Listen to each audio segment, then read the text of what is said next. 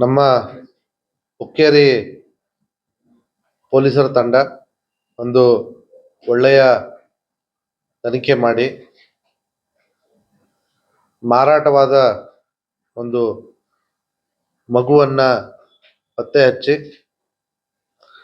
ಅವರ ತಾಯಿಗೆ ಮಗುವನ್ನ ಕೊಡಲಿಕ್ಕೆ ಯಶಸ್ವಿಯಾಗಿದ್ದಾರೆ. ಈ ಒಂದು ಪ್ರಕರಣ ತುಂಬಾ ವಿಚಿತ್ರ ಹಾಗೂ ಘೋರವಾದದ್ದು. ಈ ಪ್ರಕರಣದಲ್ಲಿ ಎರಡನೇ ಮದುವೆ ನೆಪ ಒಡ್ಡಿ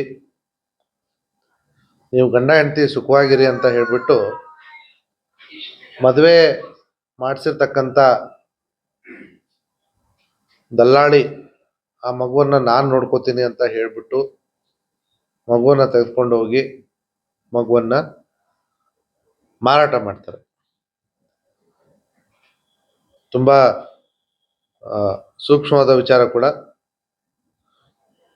ಮಗುವನ್ನ ಕಳೆದುಕೊಂಡ ತಾಯಿ ಸುಮಾರು 3 ತಿಂಗಳ ನಂತರ ಮತ್ತೆ ನನ್ನ ಮಗು ಬೇಕು, ನಾನು ನನ್ನ ಮಗುನ ನಾನೇ ಸಾಕೋತೀನಿ ಅಂತ ಹೇಳಿ ಈ ಮುಂಚೆ ಯಾರಿಗೆ ಕೊಟ್ಟಿರ್ತಾಳೆ, ಲಕ್ಷ್ಮಿ ಅನ್ನೋಂಥ ಒಂದು ಮಹಿಳೆಗೆ ಕೊಟ್ಟಿರ್ತಾಳೆ.